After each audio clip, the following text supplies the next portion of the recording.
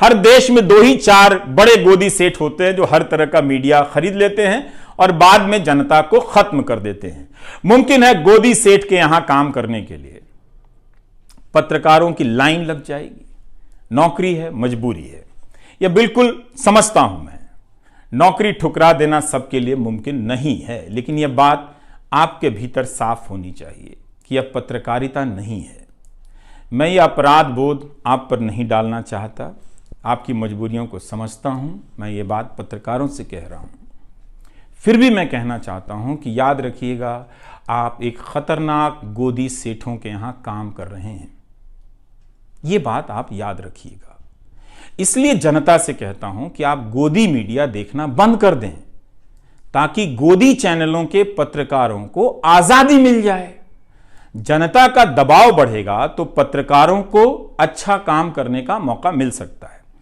इसके बाद भी गोदी सेठ के पत्रकार अगर वो नौकरी ना छोड़ पाए, उनके यहां नौकरी करने के लालच से अपने आप को ना रोक पाए, तो एक बेहद आसान रास्ता बताता हूं।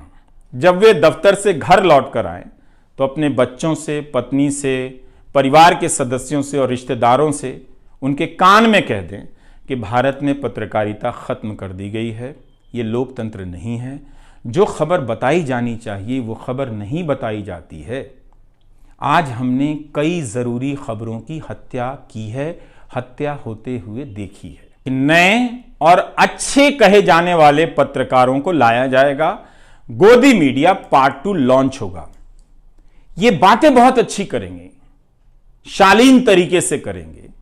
आपको पता भी नहीं चलेगा कि चीजें बदल गई हैं।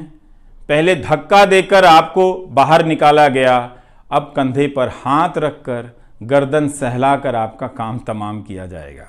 तो तमाम तरह के प्रोमो आएंगे जिससे लगेगा कि ये पत्रकारिता के तारणहार आ गए हैं, अब पत्रकारिता ये लोग बचा लेंगे।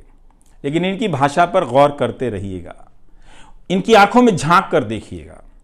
ऐसे बोलेंगे जैसे अपने गुल्लक का सोना गलाकर भारत की गुलाम हो चुकी पत्रकारिता को ये सोना बनाने आ गए।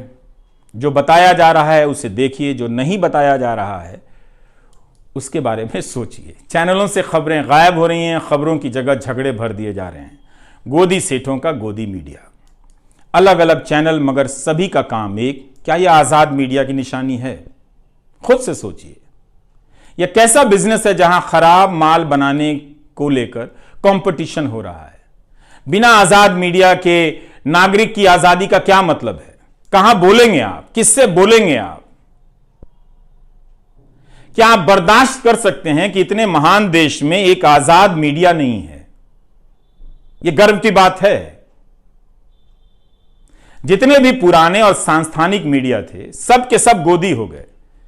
यूट्यूब का भी फॉर्मूला ये लोग एक दिन निकाल लेंगे। आजाद पत्रकारों के लिए खतरे बढ़ने वाले हैं। राष्ट्रीय सुरक्षा से जोड़कर उन्हें अब दबाया जाएगा। इसके नाम पर पहले ही कई लोगों को फर्जी तरीके से जेल में बंद किया गया है। आप जानते हैं, कई उदाहरण दिए जा सकते हैं। तो अब बारी आजाद पत्रकारों की है। मगर आप जनता ने यूट्यूब पर अजीत अंजुम, अभिसार से लेकर संजय शर्मा, पुण्य प्रसून वाजपेयी, श्याम सिंह, मीरा, गिरधारी लाल, साक्षी जोशी, निखिल वागले, इन सभी के चैनलों को सब्सक्राइब किया है। इसका मतलब है आप इस खेल को समझ गए हैं, तभी आप आजाद पत्रकारों को अपना रहे हैं। आपने एक गजब का यह काम किया, शानदार काम है आप दर्शकों का। कई नाम है जो यहां पर इस वक्त छूट रहे हैं, मगर उन सभी का साथ देकर आप लोगों ने इतिहास के इस मोड़ पर बेहद शानदार काम किया है। आपने गोदी मीडिया छोड़ दिया है। तो इस गोदी सेठ से आग्रह है कि वह उन सेठों की तरफ देखे जिन्होंने देश को आजाद कराने में अपनी भूमिका निभाई। ऐसा सेठ ना बने कि उन सेठों के बनाए लोकतंत्र को कुचलने का आरोप गोदी सेठ पर आ जाए, लग जाए। इसलिए हमें लगा कि आपके बीच आकर सेठ के नाम संदेश पढ़ना चाहिए। गोदी सेठ को बताना बहुत जरूरी है कि वो बिजनेस करे, खूब बिजनेस करे, मगर इस लोकतंत्र का बिजनेस ना करे, सूचनाओं का धंधा ना करे। ये याद रखे।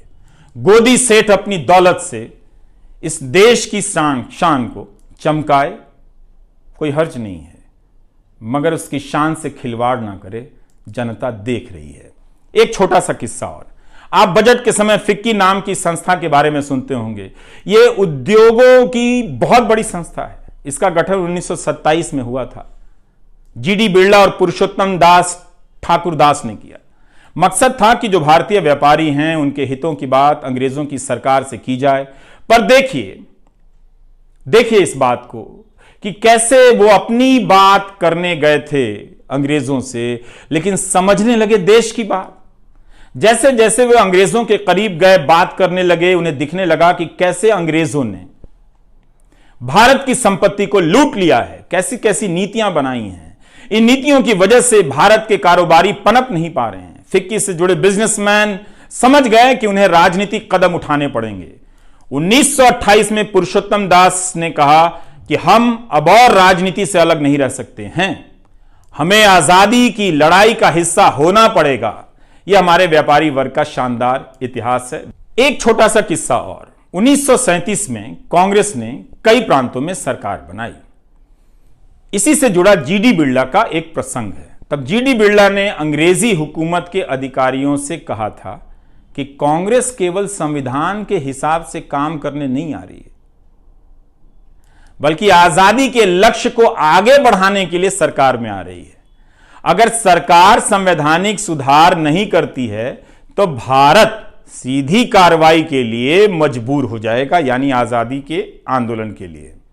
इसका मतलब तो यही था कि जनता अहिंसक रूप से सरकार की बात मानने से इनकार कर देगी, सिविल नाफरमानी कर देगी। यह हमारा इतिहास है। वक्त फिल्म में एक चिनॉय सेठ हुआ करता था, लेकिन अब वो गोदी सेठ में बदल गया है। इसलिए आज का वीडियो बनाना पड़ा, बताने के लिए कि गोदी सेठ भारत की जनता को चवन्नी ना समझे। मीडिया और पत्रकार बिक सकते हैं, लेकिन जनता को कोई नहीं खरीद सकता। क्या दिन थे जब हमारे सेठ अंग्रेजी हुकूमत पर दबाव डालते थे कि जनता का दमन मत कीजिए, कांग्रेस और प्रेस से बैन हटा दीजिए, मगर अपने बिजनेस को इसके लिए उन्होंने खतरे में डाल दिया। मगर आज हम कहां पहुंच रहे हैं, यही याद दिलाने के लिए था सेठ के नाम संदेश। गोदी चैनल देखना बंद कर दीजिए। बिना मेहनत के, बिना समय लगाए, बिना किसी खर्चे के आप अपने प्यारे देश के लिए इससे ज़्यादा कुछ नहीं कर सकते, इससे बेहतर कुछ नहीं कर सकते। नमस्कार, मैं रवि।